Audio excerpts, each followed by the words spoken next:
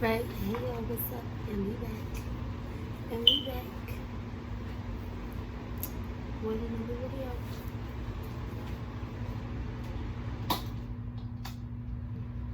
So we're gonna be finishing the Carl Weaver book.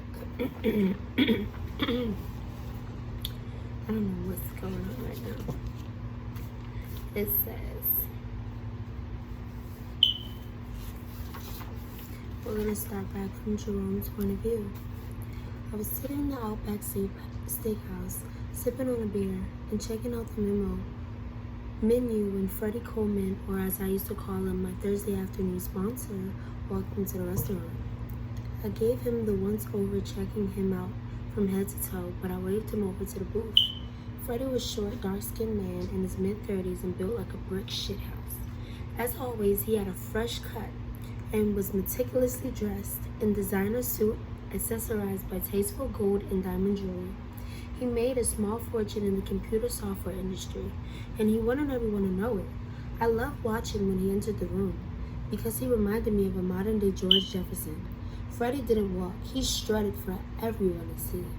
I turned him out a year ago, and we've been meeting at the Outback Steakhouse since every Thursday afternoon before its close proximity to the Comfort Inn across the street. Jerome, how are you doing, my man? He smiled, giving me a fist pump before taking a seat across from me. I'm good, Freddie, trying to keep busy. How are you? You look sharp as ever, he grinned, brushing off his sleeves. Thanks, man. The suit's Armani. Damn, that thing costs more than my house now. Armani? Wow, you're really balling, aren't you? Business must be good. Business is good, man. Thanks for the tip about those city contracts going up for bid. I've been trying to get to the city for a few years. Where do you be finding all this stuff? I leaned in and close whispered. If I told you, I'd have to kill you. And who would I have sex with every Thursday afternoon? I ran my tongue across my lips in a mischievous smirk. As dark as he was, I could see Freddie blushing as he looked around at the people nearby. Man, you gotta stop doing that. Somebody might see you. Like most of the men I messed with, Freddie was married and very paranoid about getting caught cheating on his wife with a man. Rumor had it, he was very jealous and very vociferous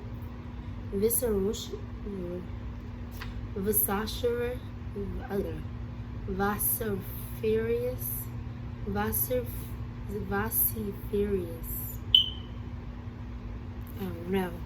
I'm gonna have to look that one up. Wife, who loves to make a scene. Calm down, nobody's gonna see us. And what if they do? Two black men can't have a business meeting in a restaurant? It's not like I'm stuck in front for everyone to see. I laughed because he was blushing again. You're right, man. I just had a feeling that someone might be watching me recently. And something, but I ain't got no proof. You know what? She asked me the other day. She asked me if I ever slept with a man. I sat back in my seat. Get the hell out of here. What you say? I love to listen to the lies these fools tell their wives, trying to slide in and out of being gay. I swear, some shit they came up with was ingenious. I said to her, no, I haven't. Not unless you change your name to Jerome. Then I said, why? The one of your fantasies to see me with a man? We both burst out laughing. You said that to her? Uh-huh, I sure did. Man, I swear you got a pair of balls on you. He leaned in and said, you would know, wouldn't you? Better than most. But maybe I should do a little bit more personal inspection. I think we got it bigger since the last time I checked, I answered with a wink. Maybe you should, but before I got a surprise for you. He reached into his pocket and retrieved the box and handed it to me. What's this? Open it and find out. My eyes widened when I opened the box and saw a Rolex. I didn't even want to think about how much it cost. I was praying it was real. Last time a guy gave me a Rolex, it turned out to be a knockoff. Wow, I don't know what to say. I kept staring at it. This gift was not a cheap gift. Just say thanks, man. I tried on the watch, still a little awestruck in the extravagance of the gift. I expected it to be taken care of, but this was one of the most expensive gifts I'd ever gotten in my life. He known it too. But he was about to get of his life when we got over to the hotel. Thanks. What did I do to deserve this? A lot. Or let's just call it an early birthday present. My birthday isn't for another month. Is that all this is for? It's for the good things you do this for me. I can't begin to tell you how much these Thursday afternoons have meant to me. His eyes were shiny like they had been trying to hold back tears. I'm just trying to repay you. You showed me a side of myself that I kept hiding for way too long. For once in my life, I feel like I can breathe. I had never seen Freddie so emotional. And while I definitely didn't love the guy, I moved by his generosity and his sudden vulnerability. I reached across the table and took his hand. To my surprise, he didn't pull away. It was like other people in the room became invisible to him. Listen, I've already got the room key. How about if we skip lunch and go straight to dessert? He gave me the look, the one that let me know when he was ready for the afternoon of hot, steamy, before he went back to the boring world of married life and two small children. Man, you ain't got nothing but a word. Let's go, Freddie, agreed, squeezing my hand. As we stood up to leave, this tall, big-boned sister came rushing from the front of the restaurant. I didn't know the woman, but it was pretty obvious Freddie did when he said, "Oh shit, that's my wife." And it sure was. Okay, I knew it, I knew. I knew you was messing with someone, she screamed, and it's a man. Oh my goodness, it's a man. Oh, hell no. I'm gonna kill you when I get home. For all the flashiness and bravado, Freddie sure turned into a little bitch when his wife ran up on us. Baby, please, it's not what you think. This is just a business meeting. Of course you knew his wife did not want to hear that shit. She swung her oversized coat bag, hit him in the head like a 7-degree black belt.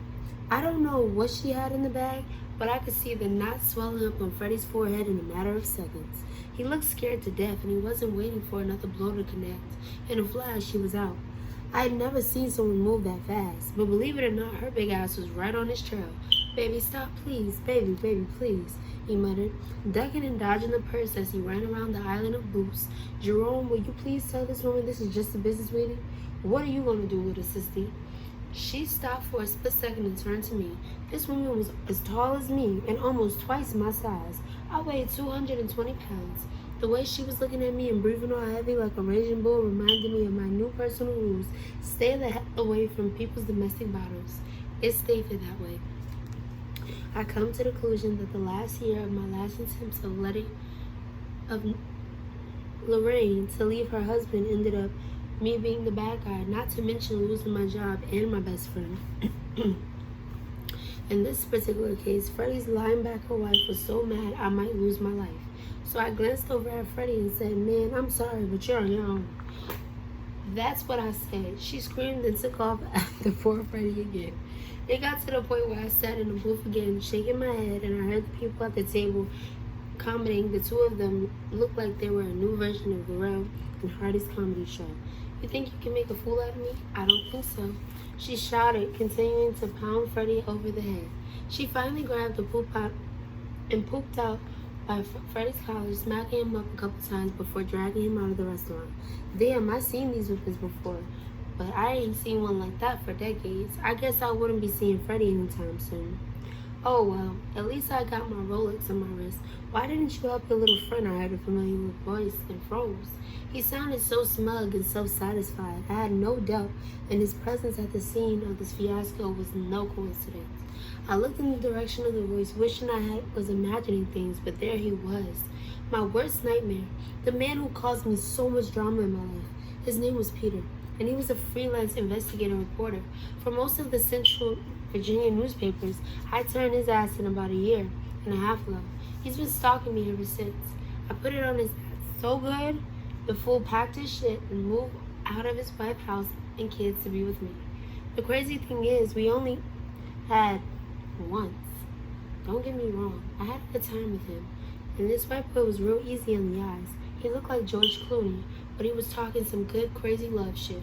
He wanted us to go to Massachusetts, where gay marriage was legal, and get married. I tried to tell him nicely that it wasn't my type of party, but he didn't want to hear none of that.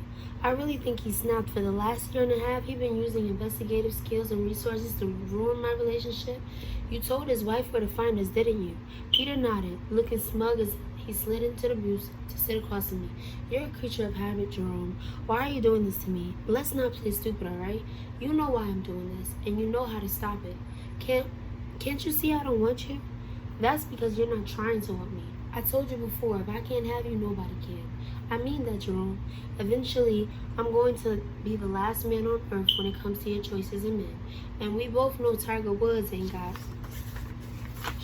shit on you when it comes to the sexual addiction. He laughed hard. You're stalking me? I'm gonna go to the police. Didn't you try that once before? How did that work out for you? F you.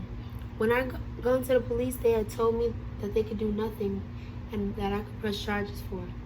Either he was a really smart stalker or the guy had connections with the department because the cops particularly laughed at me at their precinct.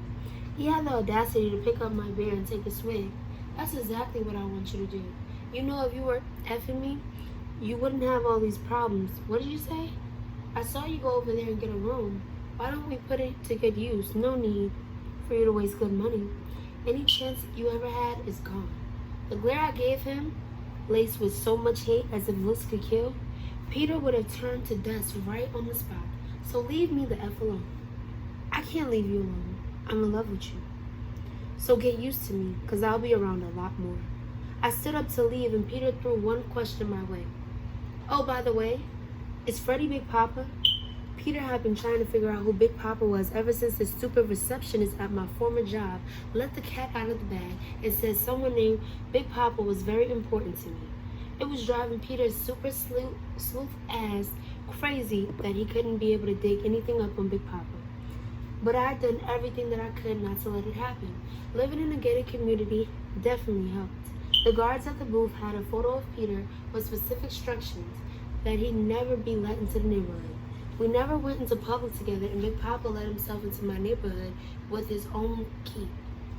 So pretty much after Peter left, pretty much left Peter at a dead end. Still, as good as Peter had been at exposing so many of my other lovers, I knew I had to remain cautious. This was an opportunity to take Peter off the hunt for Big Papa. Yes, I said with a dramatic sigh. You outed Big Papa. Are you happy? If you're going to lie, at least make it convincing. He scoffed. I'm going to find out who he is sooner or later, Jerome. And when I do, your world is going to come crumbling down. My lie didn't work, so I resorted to threats. Peter, you keep messing with me, and all you're going to do is end up dead. As long as you're lying beside me, Jerome, my life will have been complete. I left the restaurant knowing there was only a matter of time before I'd hear from Peter again. So this is back at Leon's point of view.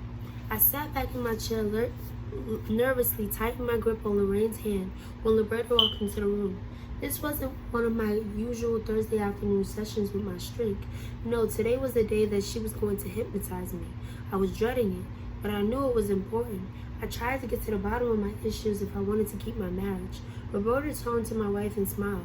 Hey, Lorraine, I didn't know you were going to be joining us today. Well, Dr. Marshall, considering what happened last time you was hypnotized, I thought it'd be better if I'll be here for more support. Lorraine let out a sigh. I tried to explain to Leon that if you don't have to do this, I can live with our sex life the way it is. I love my husband. I don't want him traumatized. He can barely deal with the dreams of his uncle beating his ass as it is. I appreciate what you're saying, Lorraine, I really do, but this is what he has to decide to do. If he wants to know his past or not, because without the knowledge, he can't move forward. Lorraine looked at me and patted my hand. You don't have to do this. We'll be okay. I was happy that she come with me. She really stood by me and the other women wouldn't have.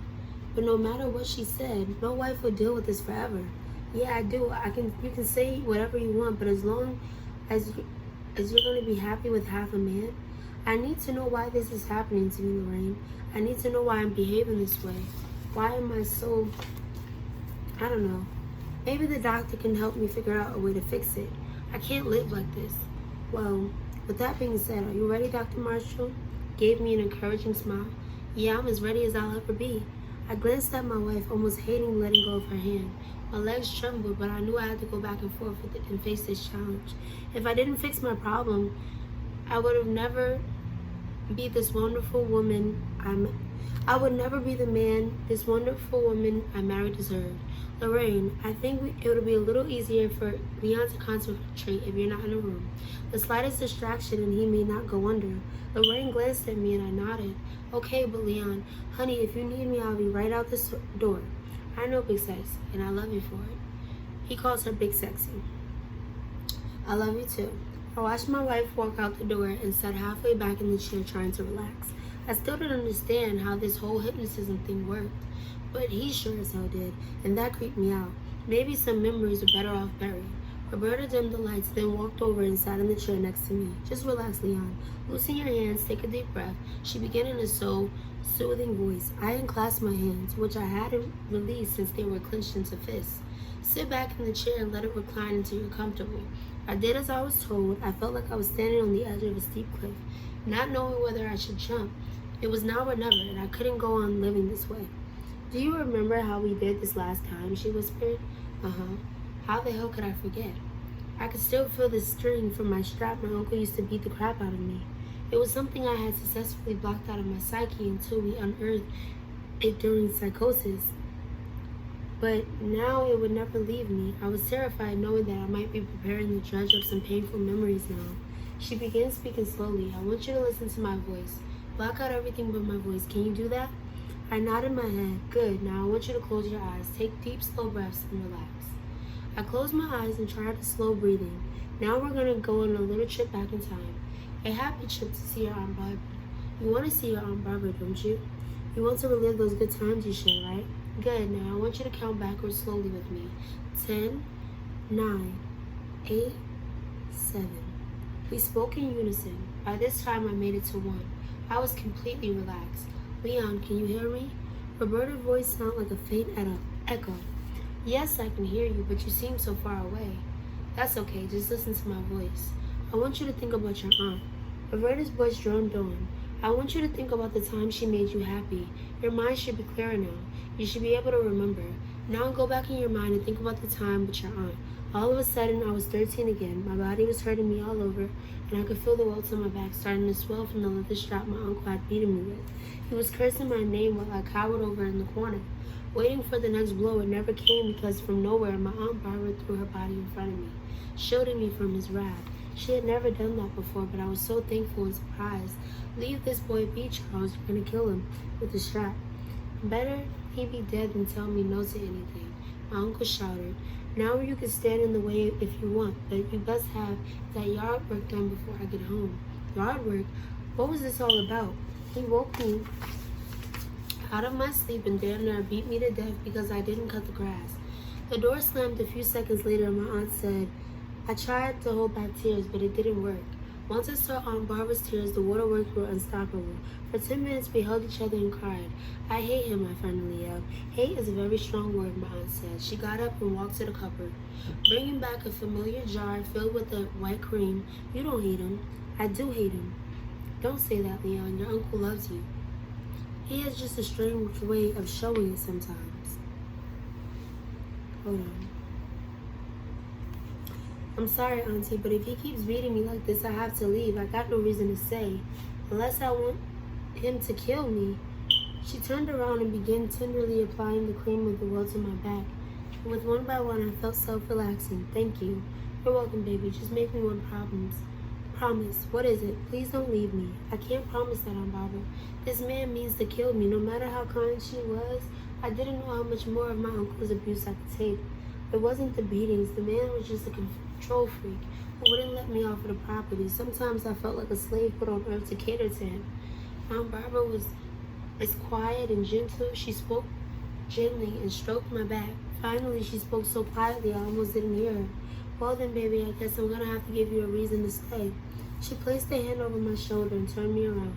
When I faced her, Aunt Barbara took me and she kissed me in the mouth. At first, it was just an innocent kiss, like when she would peck me on the lips before school.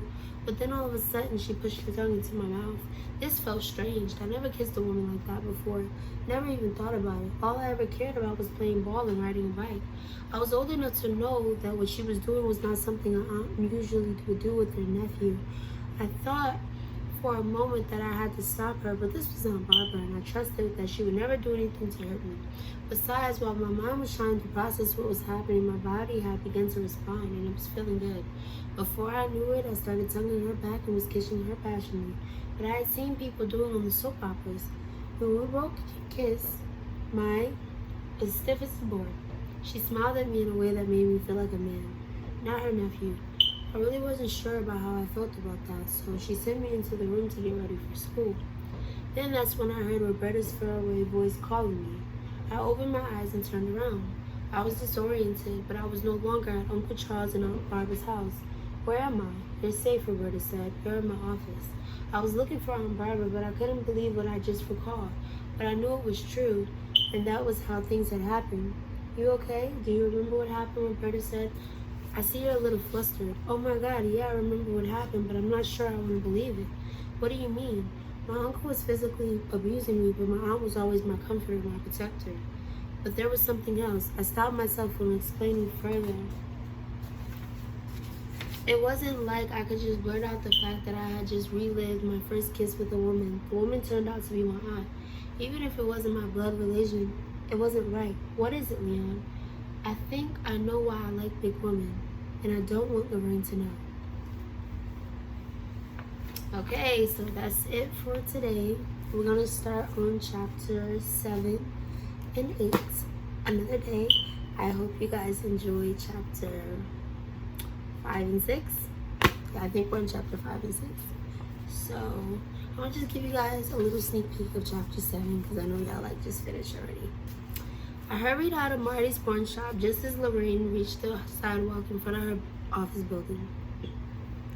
It was a little after 4. She usually didn't leave the office until someone after 5.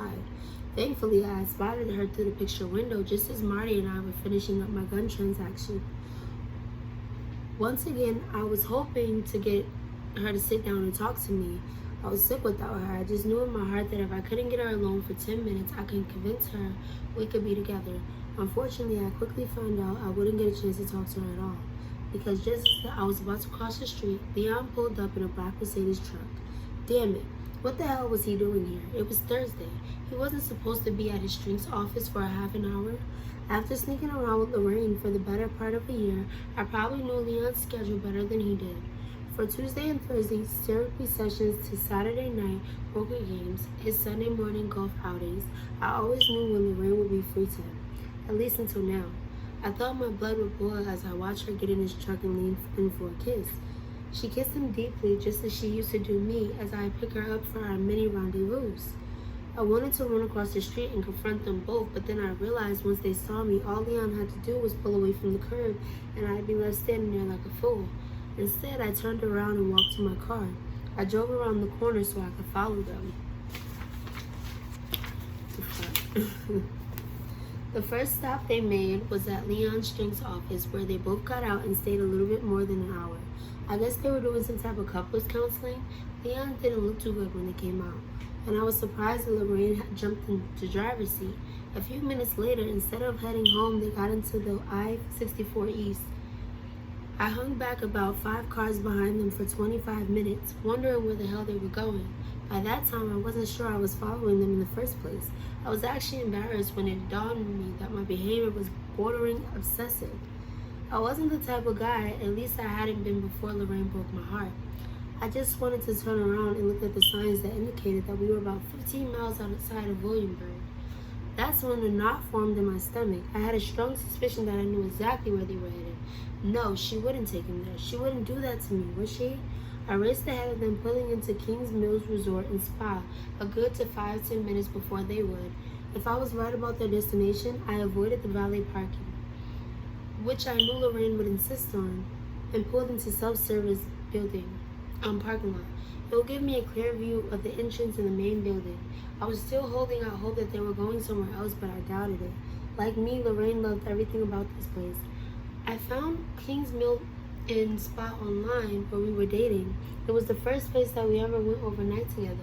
We spent our many romantic nights curled up near the fireplace in our room and down in the spa getting couples massages and facials. This was a private little getaway spot. We made a promise to each other that no matter what happened, we'd never take anyone else here. I guess I was the only one who took that promise seriously because regrettably, Leon's black truck pulled up to the valet not long after I arrived. When they got out of the truck, Lorraine was, all over Leon, rubbing up his back, leaning up against him with her head all over his shoulders. I know they were married, but I felt so disrespected. This was our spot, not theirs. Why the hell was she bringing me here in the first place? Somehow I kept it together because it would have been so easy for me to drive into the valet station, pull out my new gun, and blow Leon's ass away.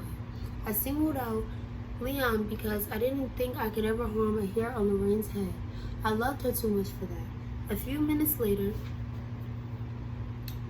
I watched as they walked into the lobby. I got into the car and strolled to the entrance, trying to look casual, not trying to look like a jealous ex-lover I had become. Don't ask me what the next move would be because I didn't have a clue. I didn't, however, have my gun in my pocket just in case Leon would give me a little trouble. By the time I reached their lobby, they checked into where they were probably halfway to their room. So I sat down on the way of many of sofas, determined not to leave until I made some kind of statement. I sat there for about 20 minutes trying to come up with a plan. It was hard because my mind kept wandering, filling memories of visits Lorraine and I had made to this place. Finally, I picked up to the house phone and asked to be connected to Mrs. and Mrs. Farrell's room. "Hello," Leon answered the phone on the second ring. I cleared my throat. "Afternoon, Mr. Farrell. This is the front desk. Can I please speak to your wife?" "Oh, sure, hold on." This was easier than I expected. He didn't even sound suspicious about why the front desk would need to speak to Lorraine and not him. Maybe they checked it under her name. After all, she was the major breadwinner in the household, and it did seem like she wore the pants in the relationship.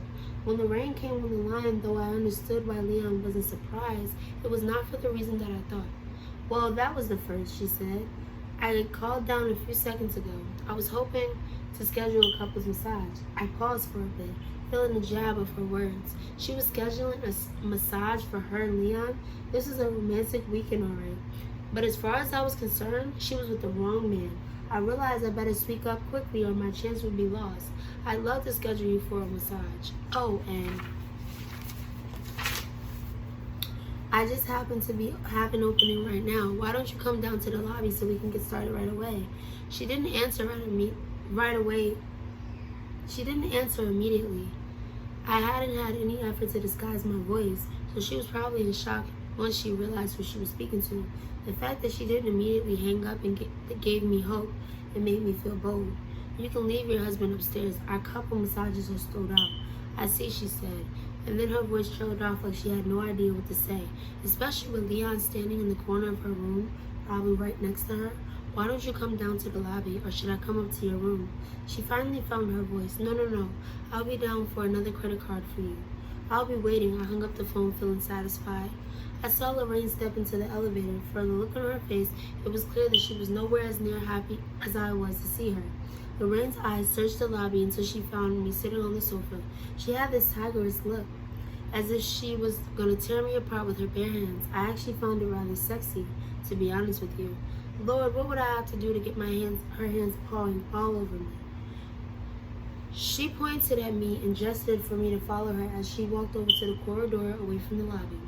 I did. As I stopped at the end of the hallway, she spun around and she pounced on me. She talked through her clenched teeth. "What the hell is wrong with you? Do you know my husband is upstairs?" "Sure do." "What I want to know is, what is he doing here?" I retaliated with equal venom. "How dare you bring him here? This was supposed to be our place. First you crushed my dreams, now you're taking them away? How could you do me like this? Do you like what? What the hell did I do to you? I'm married, for Christ's sake." "Part of that don't you understand." "Why I don't understand is, what I understand is that you love me. That you can't look me in the face and tell me that you don't. That you're afraid to be around me because you're afraid of how I make you feel." I took a step closer to her and she took 2 steps back. "Is that what you want to take it for? Then leave me alone." "Well, all right. Look me in the face." She stepped up and grabbed me by my shirt, forcing me to look at her. "I don't love you, Michael. I don't want you right now, and I don't even like you. Now will you leave me alone? Please, you don't even mean that. You're just upset. I had to play it cool, like her words didn't even faze me, when in reality I was dying inside. Damn right I'm upset. If I had known I would end up with you following me around like and acting like a stalker, I would have never messed with you in the first place. My mind flashed briefly on the concealed weapon I was carrying, and I wondered if I had maybe become everything she was accusing me of. But I couldn't believe that was myself. I wasn't a stalker. I just knew no matter what she said, we were meant to be together. I tried to soften my tone. "I'm not a stalker, and I just want to talk to you." "Well, I don't want to talk to you. Now I've got to get back to my husband," Lorraine said. Pivoting her foot to leave, I reached out and yanked her back toward me, surprising to hold her arm so tightly, but I needed her to listen. "Get your hands off of me." Lorraine looked down at my hand and glared at me. She snatched her arm away. "I'm going to say this one time and one time only. Stay the hell away from me. Do I make myself clear?" Would you rather I come back up to your room with you? If you think I'm going to let you and Leon defile our relationship, you better think again. The first time, this was a threat that she had brought out of her room to come talk to me, but it didn't work twice. Michael Lorraine said, eyes narrowed in defiance, if you come to our room, I swear to God, I'll call security and have you locked up. Now it's time to move on with your life. Lorraine, I'm not giving up on you or our love. We're meant to be together. You know what, Michael? You're starting to scare me. Scare you? Is Leon putting these thoughts in your head? I will never hurt you. No, he's not putting these thoughts in my head. If anyone's putting them in my head, it's you, Michael, by your actions. So you really feel like I'm stalking you? What do you call a man who sits outside of his ex-girlfriend's job unannounced? I saw you come running out of the pawn shop around my sack at all hours of the night. Now you show up here. So if you're not stalking me, what the hell are you doing? Because whatever it sure isn't healthy. I'm not stalking you. I just wanted to see you. Is that so bad? How many times do I have to tell you I don't want to see you, Michael? I'm not going to ruin my marriage for a hopeless affair. What we had is over. Can you please get that through your thick skull of yours? Now stay away from my job, my house, and me. If you come around me again, I'll call the police on you. Lorraine, I don't care what you say. I know you love me. It took her a moment to answer, but she finally said, a woman can't love two men, Michael. With that, Lorraine stormed off, leaving me standing alone. For the first time, I noticed a few people in the hallway milling around as if they had been watching the whole thing. Mind your own business, I snapped at the gawking lookers, then stalked out to my car. I really love you, Lorraine. I really loved Lorraine and wanted her back, but obviously I wasn't going about it the wrong way. I would have gone home and come up with, I would have gone to go home and come up with another plan. We're on chapter 8, guys, but I'm going to stop there because we're already at 31 minutes. I hope you enjoyed that. I took some pictures for you guys. So, go check out my Instagram at sincerely_Roxanne. And in another day or two, I'll be finishing chapter 8 and 9. And if we can get past 8 or 9, I'll definitely be doing that as well. Because we can definitely get some shit done. Because, yeah, it's not that many chapters. But, y'all, as I get into the book, it's going to get even more crazier. So, get ready to clutch your pearls and all that good stuff, okay? I love you, chicas. And peace out, Girl Scout. Love y'all.